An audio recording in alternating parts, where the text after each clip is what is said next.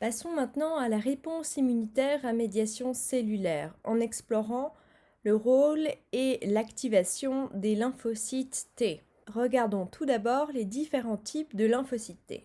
Les lymphocytes T, vous vous rappelez, acquièrent leur immunocompétence dans le thymus, d'où vient leur nom de lymphocytes T. Ils possèdent un récepteur TCR qui les différencie des lymphocytes B possédant un récepteur BCR et acquérant leur immunocompétence dans la moelle osseuse.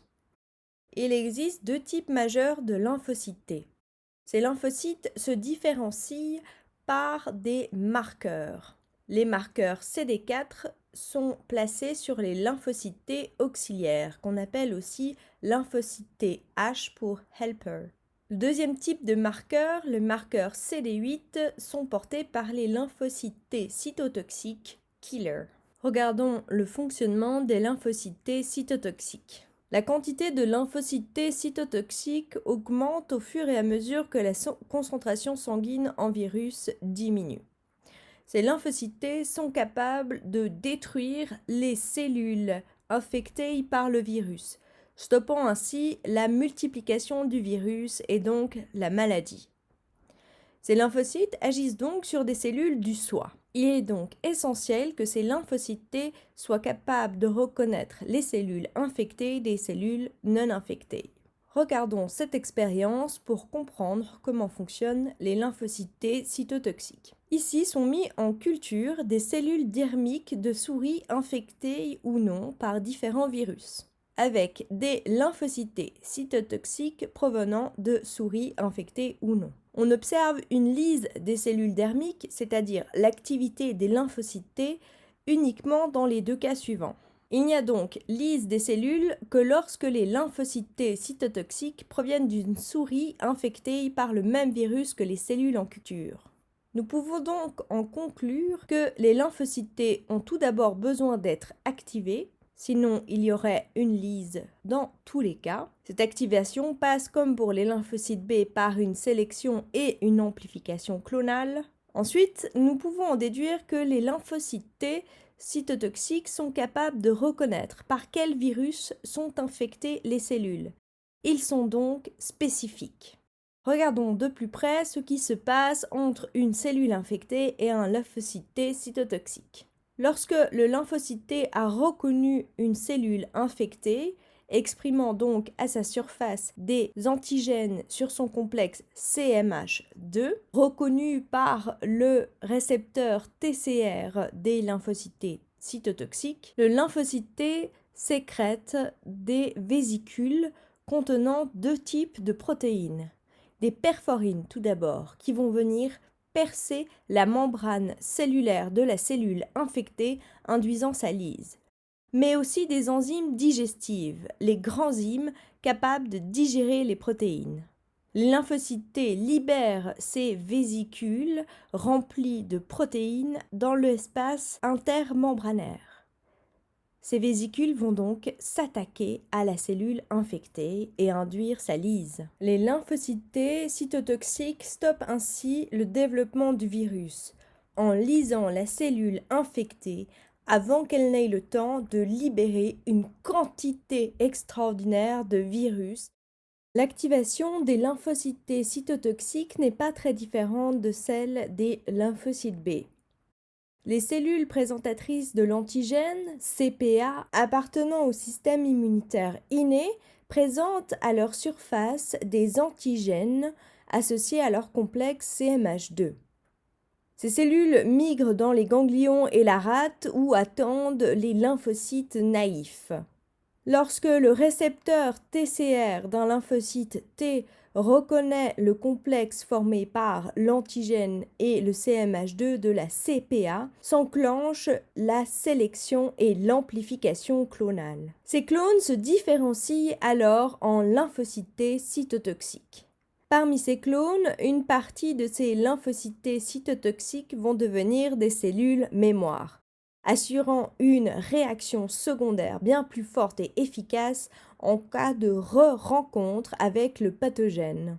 Les autres lymphocytes T cytotoxiques migrent dans les tissus à la recherche des cellules infectées, induisant leur lyse et stoppant ainsi la propagation du virus dans le corps. Mais les lymphocytes T cytotoxiques sont des cellules spécialisées dans le combat corps à corps, ou plutôt cellule à cellule. Après avoir été sensibilisés à un antigène et donc activés, ces lymphocytes T se fixent à la surface de cellules portant cet antigène et la tuent en sécrétant des produits cytotoxiques comme les perforines.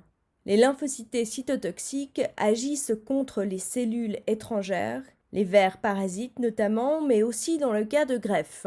Elles agissent aussi contre les cellules parasitées par des virus ou les cellules cancéreuses. Intéressons-nous maintenant aux lymphocytes T auxiliaires, les lymphocytes portant le marqueur CD4.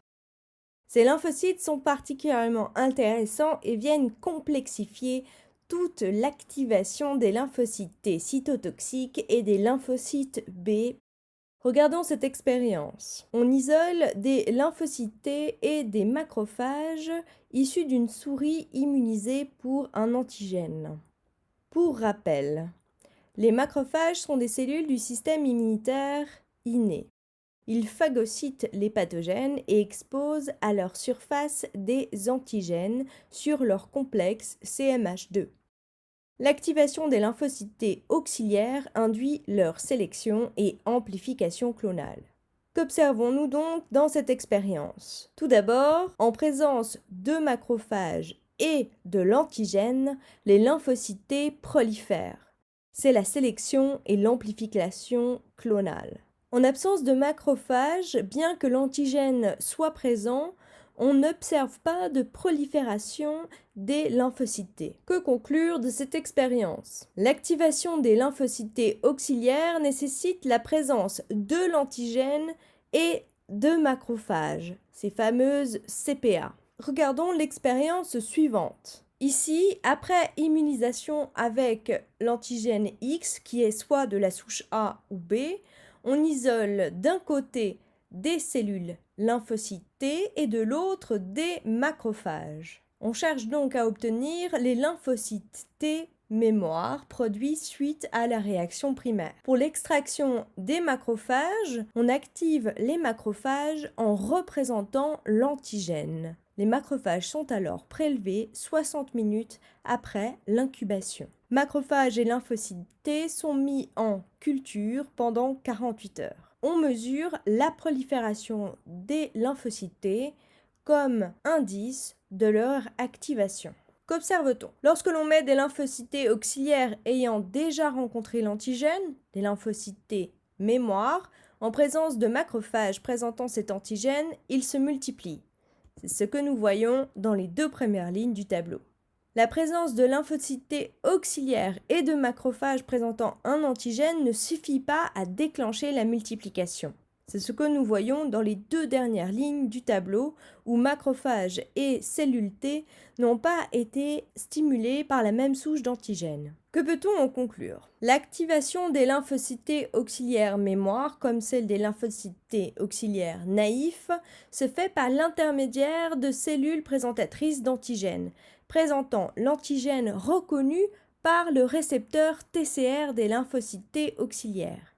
Il est donc nécessaire d'avoir un lien entre le récepteur TCR reconnaissant l'antigène porté par le complexe CMH2 des macrophages. Regardons en détail comment se passe l'activation des lymphocytes T auxiliaires. Les cellules présentatrices d'antigènes exposent l'antigène à la surface de leurs cellules grâce au CMH2. Ceci est possible car ces CPA sont, rappelez-vous, des phagocytes. Le récepteur TCR des lymphocytes T auxiliaires reconnaît le complexe formé par la protéine du CMH2 et l'antigène. L'activation des lymphocytes T auxiliaires est complétée par la sécrétion de monokines par la cellule présentatrice d'antigènes, des médiateurs chimiques activant la prolifération du lymphocyte T auxiliaire. En réalité, il faut 3 signaux différents pour activer les lymphocytes T auxiliaires. Nous avons déjà parlé des monokines sécrétées par la cellule CPA, ici les interleukines, qui vont stimuler sa sélection clonale. Nous avons aussi parlé de la liaison entre le récepteur TCR du lymphocyte T auxiliaire et le complexe CMH2 du CPA présentant l'antigène. Il y a un autre signal qui induit la prolifération clonale de notre lymphocyte T auxiliaire, c'est la liaison entre deux marqueurs, deux protéines extramembranaires, la protéine B7 sur le CPA et la protéine CD28. Il n'est pas nécessaire de retenir ce détail précis. Toutefois, gardez en tête que l'interaction entre les lymphocytes T et les CPA et entre les lymphocytes entre eux est bien plus complexe qu'il n'y paraît et implique un grand nombre de molécules extramembranaires et de molécules chimiques sécrétées comme les interleukines. Passons maintenant au rôle des lymphocytes T auxiliaires. Ces lymphocytes sont des réels boosters du système immunitaire en général. Les lymphocytes T auxiliaires n'ont pas de rôle à proprement parler. Activés par les CPA, ils vont stimuler l'activation des lymphocytes B et des lymphocytes T cytotoxiques. Ce sont donc des amplificateurs de signal qui promeuvent la sélection clonale et l'amplification clonale des deux autres types de lymphocytes. Regardons le cas spécifique de l'activation des lymphocytes B. Nous l'avons vu précédemment, l'activation des lymphocytes B naïfs se fait lorsque les lymphocytes B rencontrent un antigène porté par un virus, un pathogène ou une cellule présentatrice d'antigène. Les lymphocytes sont capables de phagocyter les antigènes et de les exprimer à leur surface grâce au complexe CMH2. Ce complexe antigène CMH2 est reconnu par les lymphocytes T auxiliaires, dont le récepteur TCR reconnaît le même antigène que les lymphocytes B. Ils se mettent alors à sécréter des médiateurs chimiques appelés interleukines qui déclenchent la sélection clonale et l'amplification clonale. Nos lymphocytes B se transforment en plasmocytes et sécrètent des anticorps. Comme nous l'avons vu précédemment, l'activation des lymphocytes B par les lymphocytes T auxiliaires est bien plus complexe que cela.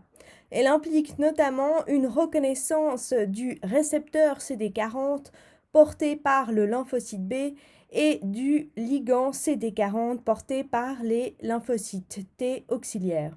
Mais le rôle des lymphocytes T auxiliaires ne s'arrête pas à l'activation des lymphocytes B. En effet, les lymphocytes auxiliaires produisent des lymphokines. Ces molécules sont capables d'amplifier la cytotoxicité des lymphocytes T, comme vous le voyez dans ce tableau. Les lymphokines produites par les lymphocytes T auxiliaires sont des médiateurs chimiques capables de booster l'immunité en général.